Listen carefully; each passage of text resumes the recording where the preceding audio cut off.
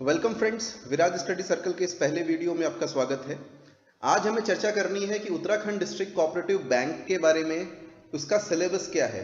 इसकी हाल ही में वैकेंसीज आई थी, 400 से ऊपर वैकेंसीज थी, जिसमें 4 पोस्ट थी। क्लर्क की पोस्ट सबसे ज़्यादा वैकेंसीज, उसके बाद उसमें जो पोस्ट थी junior bank manager, branch manager की, उसके बाद से senior branch manager, finally DGM की, डिप्टी जनरल मैनेजर की भी उसमें पोस्ट थी। सबसे कम पोस्ट डीजीएम की थी, 6 पोस्ट। अब उसका जो नोटिफिकेशन है उसमें ये तो बता रखा है कि स्ट्रक्चर ऑफ द एग्जाम कैसा होगा, पर सिलेबस को लेकर के लोगों के मन में अभी भी काफ़ी सारे संशय हैं, बहुत सारी शंकाएं हैं।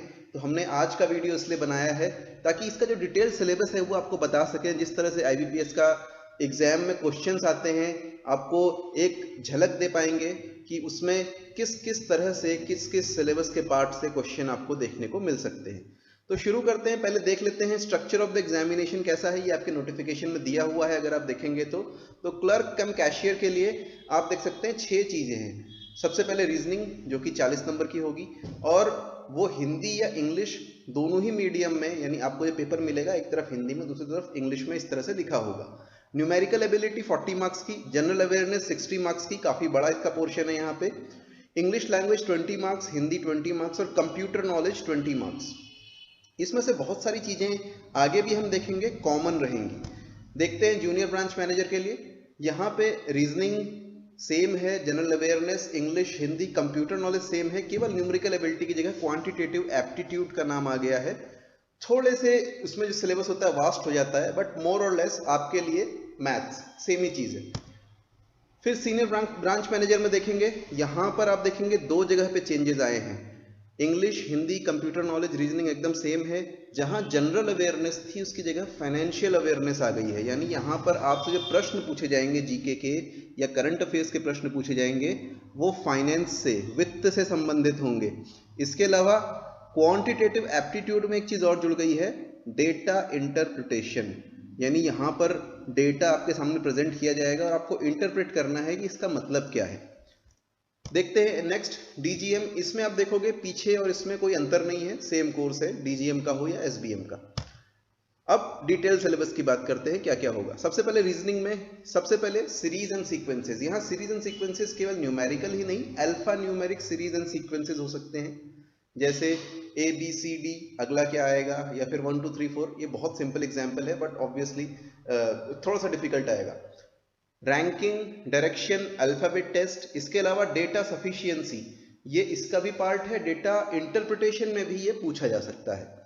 कोडेड इनइक्वालिटीज, सीटिंग अरेंजमेंट, जहां पर आपको बताना होता है, कई सारे स्टेटमेंट्स दिए होंगे, इसके बगल में ये बैठा है, 6 लोग बैठे हैं, राउंड टेबल में बैठे हैं या किस तरीके से बैठे हैं, एक केस टाइप का दिया होता है और आपको बताना होता है फाइनली किसके बगल में कौन बैठा हुआ है। ऐसा कुछ क्वेश्चन होगा। हो सकता है कि एक केसलेट दे करके 3-4 क्वेश्चंस भी उसके बन सकते हैं। पजल्स हो सकती हैं, जैसे आपने शायद क्वेश्चंस देखे होंगे, दिया होगा किसी स्टेटमेंट में कि कुछ इनमें से प्रोफेसर हैं, या एक प्रोफेसर है, एक डॉक्टर है, एक इंजीनियर है, और ये अलग अलग शहर में रहते हैं, मेल हैं, फीमेल हैं, और उनके बारे में सारा कुछ डिटरमाइन करना है कि कौन क्या है, तो वो पजल्स में आते हैं। टेबुलेशन, सिलोगिज्म, सिलोगिज्म मतलब आप x is equal to Y, Y is equal to Z, so is x Z, इस तरह के प्रश्न, या फिर all X are Y, some X are Y, जिसमें इस तरह के स्टेटमेंट देते हैं, लास्ट में आपको कंक्लूजन लेना होता है, उसको बोलते हैं सिलोगिज्म।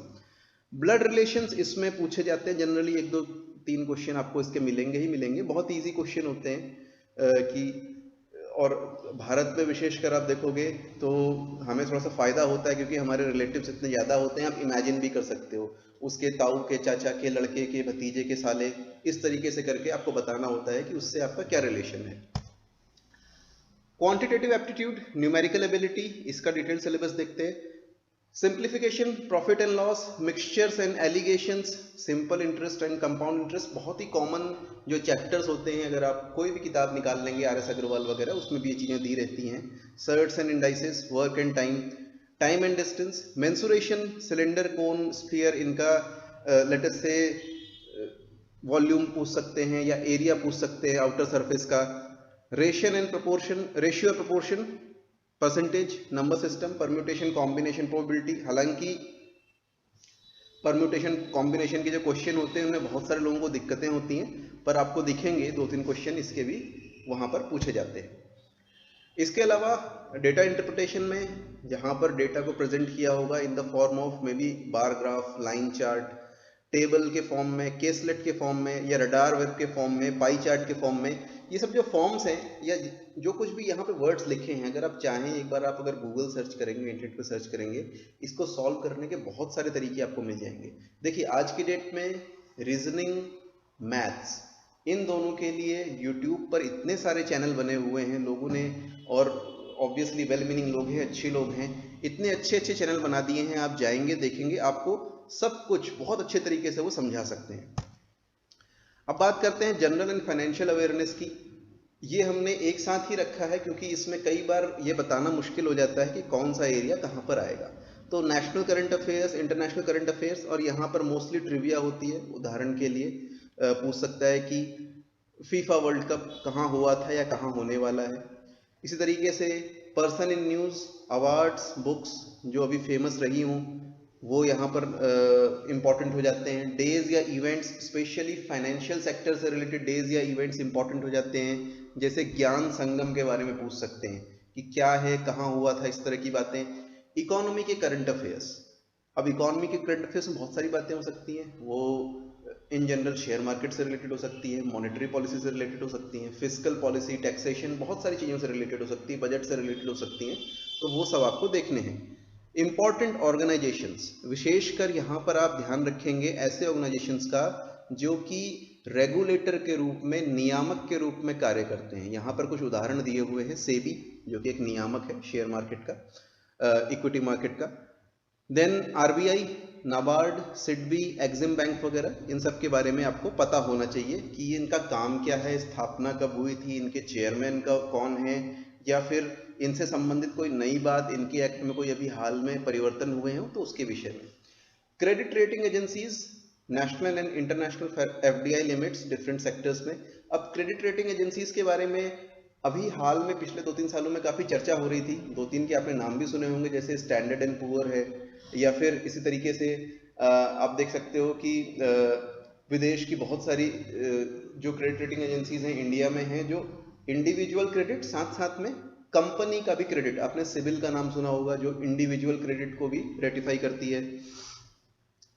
गवर्नमेंट ने बहुत सारी स्कीम जो बैंकिंग या फाइनेंस, एक्सपोर्ट और इंपोर्ट से लॉन्च की हुई हैं, उनके बारे में आपको पता होना चाहिए। अब इनके उदाहरण बहुत सारे हैं, जैसे आप देख सकते हैं इंद्रधनुष, बैंकों को रिकैपिटलाइज करने के लिए, या फिर एक्सपोर्ट इंपोर्ट के लिए गवर्नमेंट समय समय पर इंटरेस्ट सबवेंशन या इसी तरह की अन्य स्कीम्स लाती रहती है।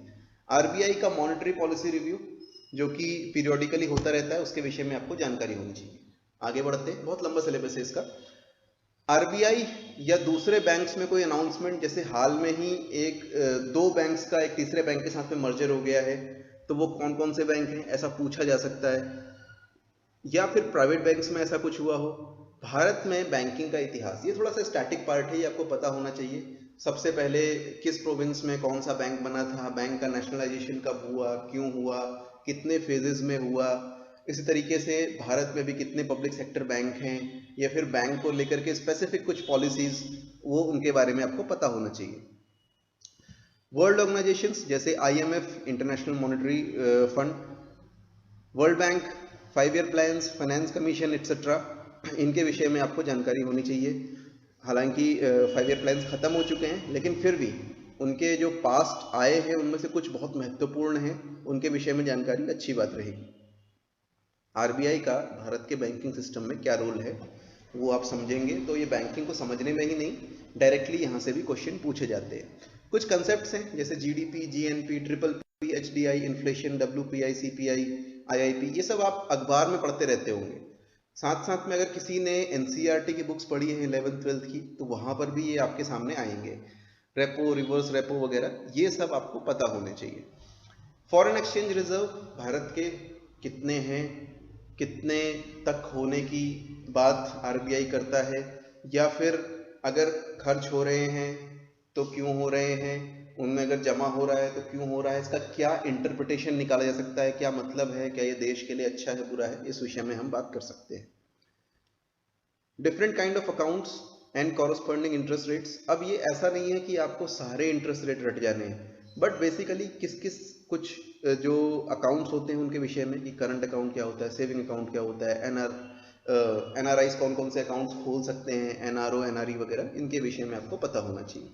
एनबीएफसीज, इनकी डेफिनेशन क्या है और बैंक से किस तरीके से अलग हैं। हाल ही में बहुत सारी एनबीएफसीज को एक डिफरेंट तरह की डिफरेंशियल बैंकिंग के रूप में मान्यता मिली है, तो उनके विषय में भी बात हम करेंगे। एनपीए एंड सरफेसी, ये क्या चीजें हैं? एनपीए किस चिड़िया का नाम है? सरफेसी क्या चीज है? एनपीए को किस तरीके से रोकती है? बहुत सारे एक्ट, कमेटी, लेजिस्लेशन, जैसे बजट के विषय में आपको जानकारी होनी चाहिए। कंपनी बिल जो अभी हाल में था, या फिर किस तरीके से इस बार जो 2019 में जो बजट आया था वो किस तरीके से उसमें कुछ नई चीजें आई हों। रेलवे बजट जो कि अब खत्म हो चुका है, क्या, क्यों खत्म हुआ, कब शुरू हुआ था, इसके विषय में जानकारी होनी चाहिए। बैंकिंग सर्विसेज जैसे एसेट्स, लायबिलिटीज, वर्किंग कैपिटल कितनी होनी चाहिए, आपने सुना होगा टीयर 1 टीयर 2 वगैरह, वो भी हम देखेंगे, बेसल नॉर्म्स में भी आते हैं। एनईएफटी, आरटीजीएस क्या चीज़ है, बैंकिंग कॉरेस्पॉन्डेंस एजेंट्स क्या हैं, बैंक अश्योरेंस, प्रधानमंत्री जन धन योजना, हालांकि ये सबको पता ही होगा। इसके अलावा और भी बहुत सारी चीज़ें, जैसे यूपीआई क्या चीज़ है, भीम क्या चीज़ है ना। फाइनेंशियल इंक्लूजन, वित्तीय समावेशन क्या है, इसके लिए क्या क्या सरकार ने किया है, इसके विषय में डिटेल में पता होना चाहिए, क्योंकि सरकार का भी इसमें इस समय काफ़ी जोर है। अलग अलग तरह के बाजार, मनी मार्केट क्या होता है, कैपिटल मार्केट क्या होता है, बैंकिंग इंस्ट्रूमेंट्स क्या चीज़ हैं, reverse mortgage loans, priority sector lending, ये सब बैंक्स के कुछ टर्म्स हैं जो आपको पता होने चाहिए। Abbreviations, terms, concepts extra. इसके अलावा कई बार ये पूछ लेता है कौन से बैंक का हेडक्वार्टर कहाँ पे है, इसके विषय में प्रश्न आते रहते हैं। हालांकि आईबीपीएस के वो उस एग्जाम में आते हैं जिसमें अलग अलग बैंकों के लिए एक कॉमन एग्जाम होता है। यहाँ पर इसके आने की संभावना कम है, फिर भी पढ़ने में कोई हर्ज नहीं होगा। कंप्यूटर की नॉलेज, इसको अलग से सभी में चारों के लिए रखा गया है। तो history and generation of computers, computer organisation, उसका परिचय, किस तरीके से कंप्यूटर में क्या चीज़ें होती हैं, मेमोरी क्या चीज़ है, कितने टाइप की होती है, उसके क्या क्या फंक्शन होते हैं, हार्डवेयर, इनपुट आउटपुट डिवाइसेस क्या चीज़ है, कंप्यूटर सॉफ्टवेयर के विषय में कि कितने टाइप का होता है, लैंग्वेजेस क्या होती हैं और उनके बारे में थोड़ी सी जानकारी, ऑपरेटिंग सिस्टम क्या चीज़ है, कंप्यूटर नेटवर्क, इंटरनेट के विषय में बेसिक जानकारियां, माइक्रोसॉफ्ट ऑफिस और उसकी शॉर्टकट कीज कई बार पूछ लिया जाता है एग्जाम में, डीबीएमएस के बेसिक्स, नंबर सिस्टम वगैरह थोड़ा बहुत जो आप देखोगे, स्पेशली बूलियन सिस्टम, उसके बारे में वो पूछ सकते हैं कि बूलियन से इसमें या फिर हेक्साडेसिमल में कन्वर्जन के विषय में। कंप्यूटर एंड नेटवर्क सिक्योरिटी के बारे में भी जानकारी आपको होनी चाहिए। फाइनली आप देखोगे इंग्लिश में अनसीन पैसेजेस। अब ये बहुत ब्रॉड कैटेगरीज हैं, इनके अंदर बहुत सारी चीज़ें, जैसे अनसीन पैसेजेस में आपको दे सकता है उसके क्वेश्चंस बताने होंगे, पैसेज का नाम क्या हो सकता है बेस्ट, उसमें कुछ वोकैबुलरी से संबंधित प्रश्न भी हो सकते हैं। ग्रामर लिखा हुआ है तो ग्रामर के अंदर बहुत सारी चीज़ें आती हैं, उसमें ये भी हो सकता है सेंटेंस करेक्शन, उसमें ये भी हो सकता है कि आप फिल इन द ब्लैंक्स कीजिए, उसमें ये हो सकता है कि आपको प्रीपोजिशन भरने के लिए कह दे, या वर्ब कह रहे एडवर्ब भरने के लिए कह दे, या एडजेक्टिव वहाँ पर कौन सा ठीक लगेगा इसके लिए। इसके अलावा यहाँ पर आपको एक और चीज़ मिल सकती है जिसे कहते हैं मुहावरे, यानी इडियम्स एंड फ्रेजेस। वोकैबुलरी, अब इसमें बहुत सारी चीज़ें हैं, एंटोनिम्स हैं, सिनोनिम्स हैं, होमोनिम्स हैं, इन सब के विषय में आपको जानकारी होनी चाहिए। या फिर क्या इसकी जो स्पेलिंग है वो सही है, उसमें कहीं एरर तो नहीं है। पैराजम्बल्स यानी जो कुछ आपको लाइंस दी होंगी या फिर कुछ फ्रेजेस दिए हो सकते हैं जो कि आउट ऑफ ऑर्डर होंगे, उनको आपको ऑर्डर में लगाना होगा। इसी तरीके से एरर डिटेक्शन कि इस सेंटेंस में क्या एरर है ये बताइए, या इस सेंटेंस के कौन से पार्ट में एरर है ये भी पूछ सकते हैं। साथ ही साथ क्लोज टेस्ट नाम का एक टेस्ट होता है जिसमें एक पैरा दे दिया होगा, उसमें आपको multiple fill in the blanks करने होंगे, वो भी काफ़ी पॉपुलर है, आईबीपीएस में पूछा जाता है। हिंदी का जो सिलेबस होगा वो भी इसी तरीके से होगा, क्योंकि आईबीपीएस एज सच हिंदी के बहुत ज़्यादा टेस्ट नहीं कराता, शायद जो डिस्ट्रिक्ट कोऑपरेटिव बैंक है या इस तरह के जो रीजनल बैंक्स हैं उनके लिए ही कराता है।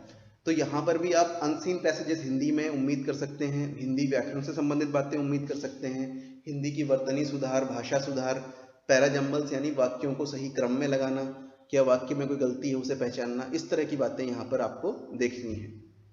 दोस्तों आज का ये वीडियो यहीं तक था। अगले वीडियो में आपसे बात करेंगे कि इस एग्जाम के लिए, इस एग्जाम को क्लियर करने के लिए आपको क्या स्ट्रैटेजी अपनानी चाहिए, किस तरह की रणनीति अपनानी चाहिए जिससे आप फ्लाइंग कलर्स के साथ में सफल हो सकें, ठीक से एक अच्छी रैंक के साथ इसमें सफल हो सकें और आपको न केवल सफल हो बल्कि आपका इच्छित जिला भी मिल जाए। ध्यान रहे इसमें, जो एक बार आपको जिला मिल गया, अगर आपको जॉब करनी है तो पूरे करियर में वहीं पर जॉब करनी है।